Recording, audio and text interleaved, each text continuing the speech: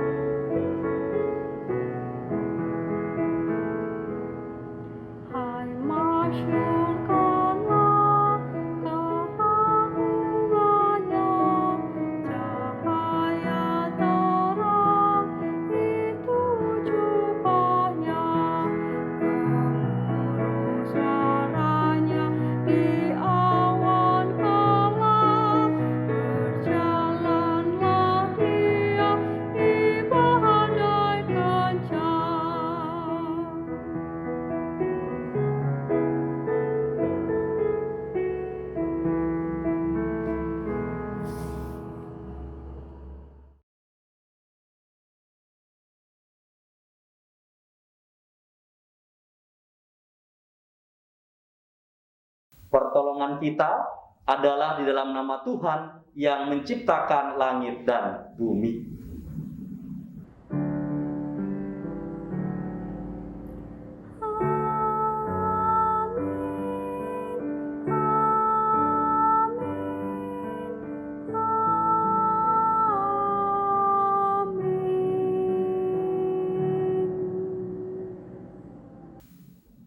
Kasih karunia, rahmat dan damai sejahtera dari Allah Bapa dan dari Tuhan Yesus Kristus dalam persekutuan Roh Kudus beserta saudara sekalian.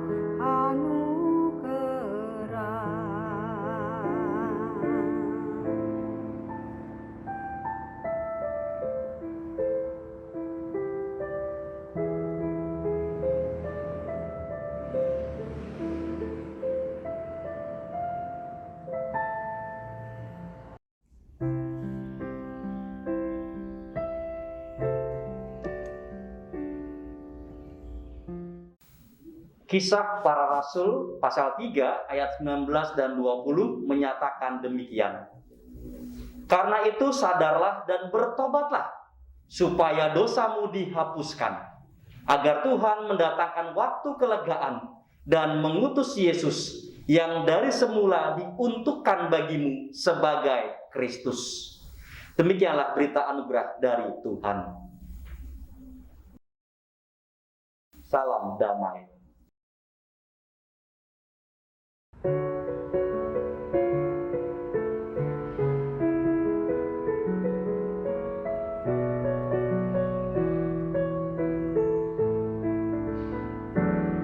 Bersukacita selalu, tunjukkan wajah gembiramu. Lihat teman di kanan kiri dan di sekitarmu, berikan salam damai, karena kasih karunia serta pengampunannya diberi. Hiduplah dalam damai, seorang dengan yang lain, itu kehendak Tuhan bagimu.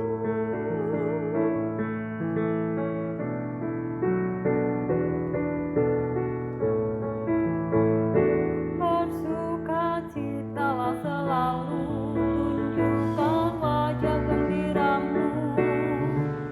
Lihat teman di kanan kiri dan di sekitarmu, berikan salam damai, ada kasih karunia serta pengampunannya diberi.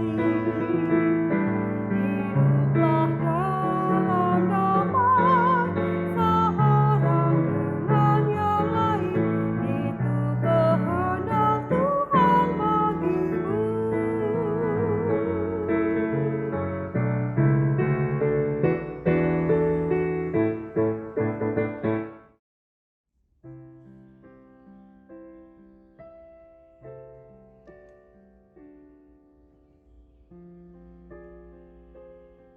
Bapak, Ibu, Saudara, kita akan bersama-sama merenungkan firman Tuhan. Oleh karena itu, mari kita bersatu dalam doa. Ya Allah yang penuh kasih, kami telah mempersiapkan hati dan pikiran kami untuk merenungkan sabda-Mu. Karena hanya sabda-Mu lah yang menjadi penopang di dalam langkah kehidupan kami, sekaligus juga menjadi terang bagi seluruh langkah kehidupan ini. Maka dari itu Tuhan, kami mohon, berbicaralah kepada kami, dan di dalam kuat penyertaan Roh Kudus, sabda-Mu itu boleh tertanam di dalam hati dan pikiran kami, serta menjadi laku dalam keseharian hidup kami. Di dalam nama Tuhan kami Yesus Kristus, kami siap merenungkan sabda-Mu. Amin. Injil Markus pasalnya yang pertama, ayat 14 sampai 20 menyatakan kepada kita demikian. Sesudah Yohanes ditangkap, datanglah Yesus ke Galilea memberitakan Injil Allah. Katanya, waktunya telah genap, kerajaan Allah sudah dekat. Bertobatlah dan percayalah kepada Injil. Ketika Yesus sedang berjalan menyusur danau Galilea, ia melihat Simon dan Andreas, saudara Simon. Mereka sedang menebarkan jala di danau, sebab mereka penjala ikan. Yesus berkata kepada mereka, "Mari, ikutlah aku, dan kamu akan kujadikan penjala manusia." Lalu mereka pun segera meninggalkan jalannya dan mengikuti Dia. Dan setelah Yesus meneruskan perjalanannya sedikit lagi, dilihatnya Yakobus, anak Zebedeus, dan Yohanes saudaranya sedang membereskan jala di dalam perahu. Yesus segera memanggil mereka, dan mereka meninggalkan ayahnya Zebedeus di dalam perahu bersama orang-orang upahannya, lalu mengikuti Dia. Demikianlah Injil Tuhan kita Yesus Kristus. Berbahagia setiap kita yang mendengarkan dan memeliharanya. Haleluya.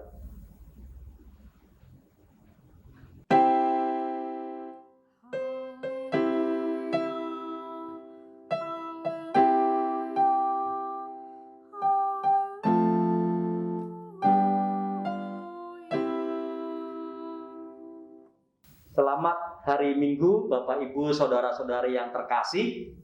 Kiranya kita semua berada dalam keadaan yang sehat, jiwa dan raga. Untuk menjaga kesehatan ragawi, kita perlu mengkonsumsi makanan yang bergizi, minum vitamin, dan rutin berolahraga. Ditambah pada masa pandemi ini, kita perlu memakai masker saat keluar rumah, rajin cuci tangan, dan juga mengikuti beragam protokol kesehatan lainnya yang sering kita baca di spanduk-spanduk, di baliho, atau juga di pesan-pesan WA yang ada di HP kita. Lantas, untuk menjaga kesehatan jiwa, apa yang bisa kita lakukan? Kita akan menggumulinya dari dua perkataan Tuhan Yesus dalam Injil hari ini. Perkataan Tuhan Yesus yang pertama adalah, waktunya telah genap, kerajaan Allah sudah dekat. Bertobatlah dan percayalah kepada Injil. Perkataan ini diucapkan dalam dua latar belakang. Yang pertama, suasana yang penuh ketegangan akibat penangkapan Yohanes Pembaptis, di mana ia ditangkap karena memperingatkan Raja Herodes yang mengambil istri saudaranya sendiri sebagai istrinya. Herodes memang melanggar aturan tentang perkawinan yang tertulis dalam kitab Imamat pasal 18. Tetapi sebagai penguasa, Herodes punya wewenang mutlak atas hidup seluruh rakyat, termasuk kehidupan Yohanes Pembaptis. Itulah sebabnya Herodes memilih untuk mengabaikan nasihat dari Yohanes Pembaptis dan malah menangkapnya. Dengan kata lain, Herodes sedang berlaku otoriter dan membungkam suara kebenaran. Inilah latar belakang suasana yang pertama. Latar belakang yang kedua adalah perkataan ini diucapkan oleh Tuhan Yesus di Galilea. Sudah sejak lama Galilea dikenal sebagai daerah yang subur makmur. Keberadaan Danau Galilea membuat rakyat di sekitarnya dapat menggantungkan hidup pada sektor pertanian dan perikanan. Sebagai daerah yang subur, sudah barang tentu Galilea menjadi tujuan niaga. Banyak orang dari daerah-daerah lain di sekitar Galilea datang ke Galilea, tinggal di sana untuk mencari nafkah. Oleh karena itu, Galilea dapat dikatakan sebagai daerah yang heterogen. Nah, salah satu ciri masyarakat heterogen adalah terjadinya percampuran budaya dan adat istiadat. Ya, sebagaimana yang kita alami di Tangerang ini. Ada orang-orang dari berbagai daerah, kita saling bertemu, saling bercampur satu sama lain. Padahal bagi orang-orang Yahudi, menjaga kemurnian adalah sesuatu yang mutlak. Kalau kita baca dalam kitab Ezra pasal 10 dan kitab Nehemia pasal 13 ayat 23 sampai 27, orang-orang Yahudi dilarang keras menikah dengan orang-orang non-Yahudi karena dapat mencemari kesucian Tuhan, sebagaimana yang pernah dilakukan oleh Raja Salomo. Oleh karenanya, daerah Galilea sering dianggap sebagai daerah hitam karena terjadi percampuran yang mengakibatkan dosa. Di tengah suasana mencekam akibat tindakan otoriter yang dilakukan oleh Herodes dan di daerah penuh dosa, Tuhan Yesus mewartakan tentang kedatangan kerajaan Allah. warta yang terdengar lirih, tidak masuk akal. Mana mungkin kerajaan Allah yang penuh keadilan dan damai sejahtera itu akan segera datang? Wong situasinya saja carut-marut kayak begini. Tidak ada tanda-tanda perubahan menuju arah yang lebih baik. Sebab mulai dari rakyat sampai penguasa, tidak ada yang peduli pada hukum Tuhan. Dan rasanya butuh waktu lama untuk bisa mengubahnya. Jadi tidak mungkin kerajaan Allah datang dalam waktu dekat.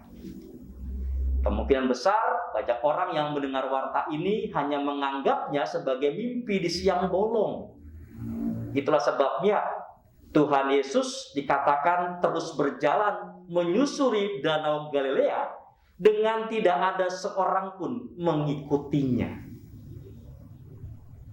Bapak Ibu, saudara-saudara kasih Tuhan, ajakan pertobatan guna menyongsong kerajaan Allah ternyata tidak mengundang minat banyak orang.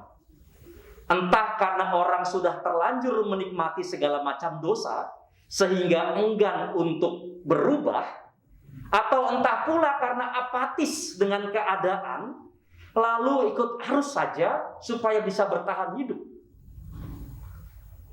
Oleh karenanya, di minggu hari ini kita semua diajak untuk merefleksikan. Mari kita bertanya pada diri kita masing-masing, apa jawaban yang akan kita berikan sebagai tanggapan atas undangan pertobatan yang diwartakan oleh Tuhan Yesus. Jawaban kita atas ajakan pertobatan dari Tuhan Yesus ini membuka kita untuk masuk pada perkataan Tuhan Yesus yang kedua, yaitu mari ikutlah aku dan kamu akan kujadikan penjala manusia. Perlu kita sadari bahwa ajakan Tuhan Yesus yang kedua ini baru dapat kita tanggapi jika kita terlebih dahulu mengiyakan ajakan yang pertama. Artinya, orang pertama-tama bersedia untuk berubah dan bertobat agar dapat mengikut Yesus dan menjadi penjala manusia. Apa yang harus diubah? Bapak Ibu Saudara, kita membaca bahwa perkataan ini ditujukan Tuhan Yesus kepada Simon, Andreas, Yakobus, dan Yohanes. Mereka kemudian menanggapinya dengan meninggalkan pekerjaannya dan mengikut Yesus. Bagi orang zaman dulu maupun juga zaman sekarang, meninggalkan pekerjaan tentu bukanlah perkara gampang. Apalagi jika sudah lama berkecimpung di satu pekerjaan selama bertahun-tahun. Pekerjaan itu bukan sekedar sarana untuk mencari nafkah, melainkan juga orientasi hidup dan identitas kita. Buktinya di KTP sebagai kartu identitas tercantum jenis pekerjaan kita. Oleh karenanya meninggalkan pekerjaan yang dilakukan oleh Simon, Andreas, Yakobus, dan Yohanes berarti kesediaan untuk mengubah orientasi hidup dan juga identitas. Mengubah orientasi hidup yang tadinya abai terhadap hukum Tuhan jadi mau melakukannya. Mengubah identitas dari orang yang berada di bawah kuasa dosa jadi pengikut Kristus. Kita kemudian mau mengupayakan hidup benar, adil, dan damai sejahtera.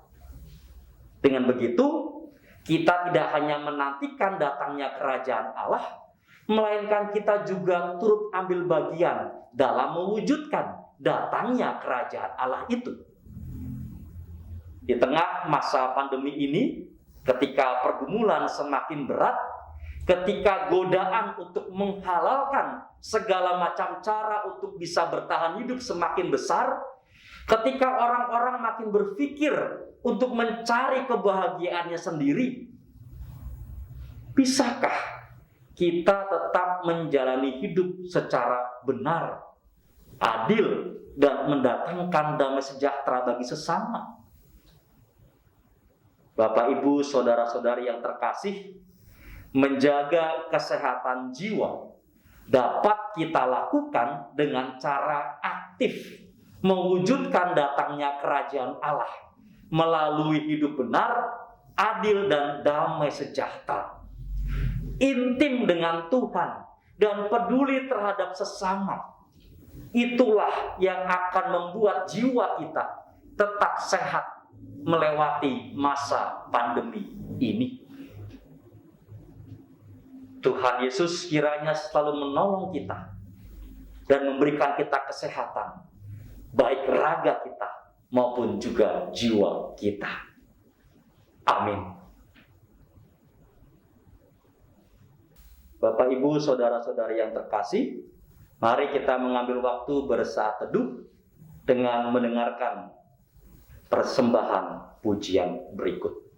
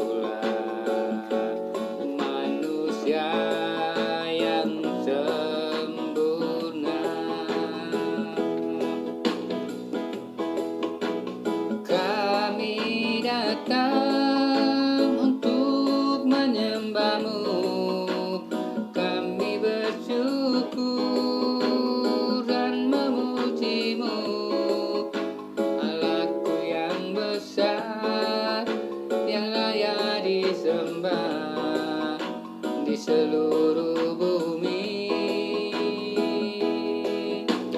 Kami datang untuk menyembah-Mu.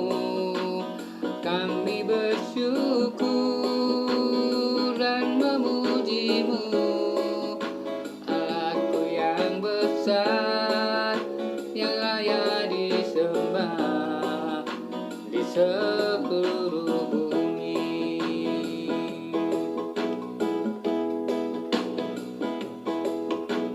Kami datang untuk menyembah-Mu, kami bersyukur dan memuji-Mu, Allahku yang besar, yang layak disembah di seluruh bumi.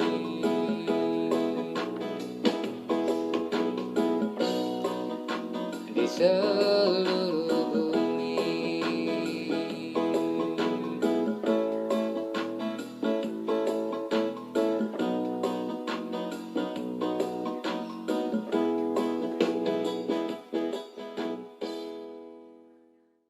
Terima kasih untuk persembahan pujiannya.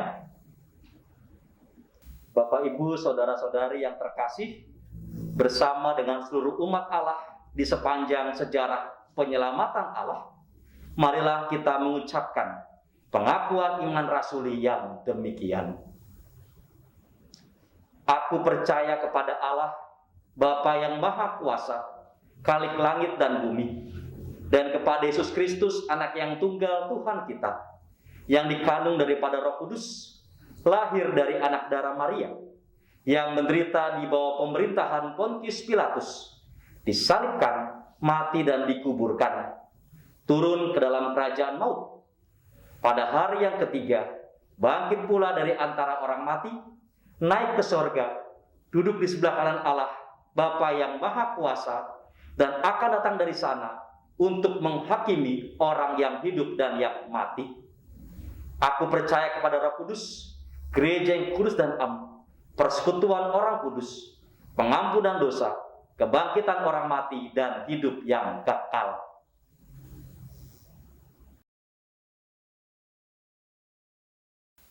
Bapak, Ibu, Saudara, mari kita bersatu dalam doa. Kami mengucap syukur kepadamu ya Tuhan, atas kesehatan dan juga kesukacitaan yang Tuhan berikan kepada kami, sehingga di minggu hari ini kami dapat beribadah bersama. Bapa yang penuh kasih, kami percaya Engkau terus menyatukan kami sebagai satu tubuh Kristus, meskipun kami masih beribadah di rumah kami masing-masing. Tetapi cinta kasih persaudaraan senantiasa mengikat kami semua. Di dalam persekutuan tubuh Kristus, kami percaya Tuhan selalu hadir di tengah-tengah kami, memberkati setiap program-program kehidupan gereja kami, pergumulan-pergumulan dalam kehidupan pelayanan kami. Tuhan pula yang mencukupkan segala sesuatunya, sehingga kami dapat terus melayani dunia dan sesama di sekitar kami. Bapa yang baik, pada minggu hari ini kami mengingat akan keberadaan saudara-saudari kami yang saat ini sedang sakit. Kami percaya Tuhan, Engkau menjamah, Engkau memberikan kesembuhan kepada saudara-saudari kami, sehingga mereka dapat terbebas dari sakit penyakitnya dan dapat kembali melakukan aktivitasnya. Kami berdoa pula bagi saudara-saudari kami yang mengalami rupa-rupa pergumulan. Kami mempercayai bahwa Engkau yang senantiasa memberikan kekuatan, penghiburan, juga jalan keluar atas persoalan yang saat ini dialami oleh saudara-saudari kami, sehingga mereka tetap beriman dan berpengharapan kepadamu. Ya Allah, berkati pula bangsa dan negara kami, sehingga para pemimpin bangsa kami dapat mengambil setiap kebijakan dengan tepat untuk mendatangkan kesejahteraan bagi masyarakat.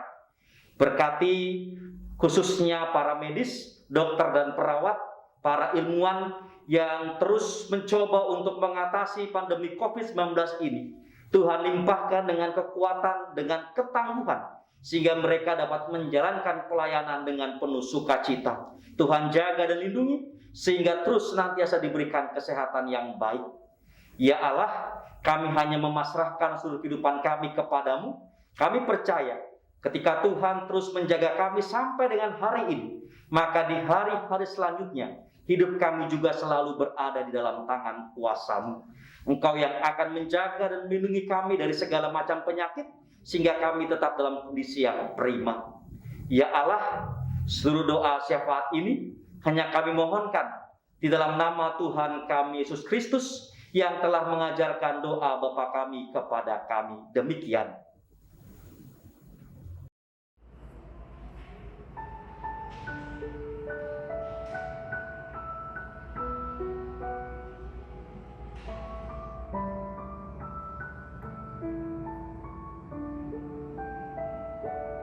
Bapa kami yang ada di sorga, dikuduskanlah nama-Mu,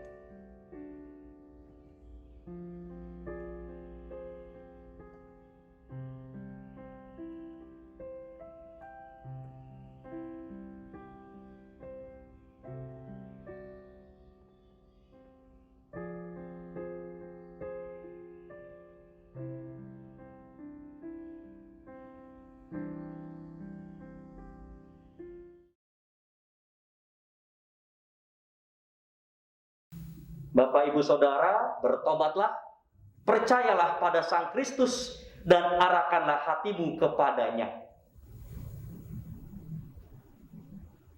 Jadilah saksi Kristus. Terpujilah Tuhan. Bagi Yesus kuserahkan.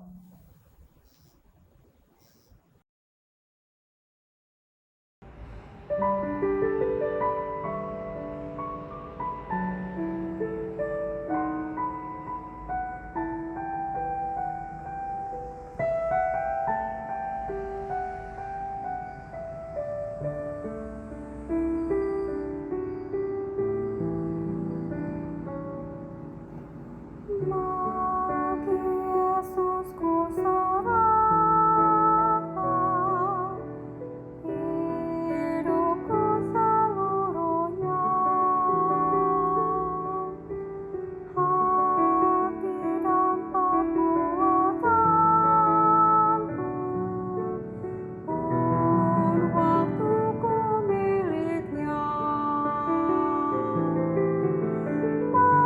Bagi Yesus semuanya,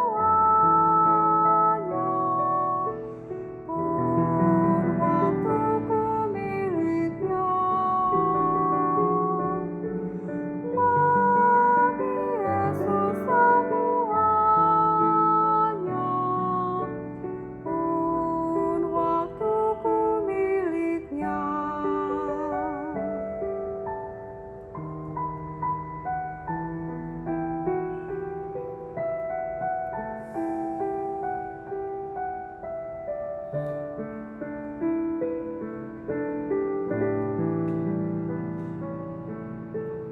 Tanganku kerja baginya, kakiku mengikutnya, mataku memandang Yesus, yang kupuji Dialah. Bagi Yesus semuanya, yang kupuji Dialah. Bagi Yesus semuanya, yang kupuji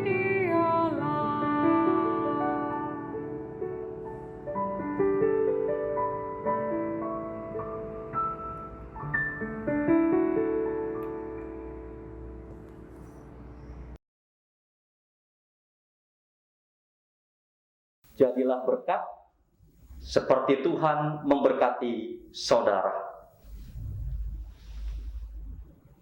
Tuhan memberkati saudara dan melindungi saudara.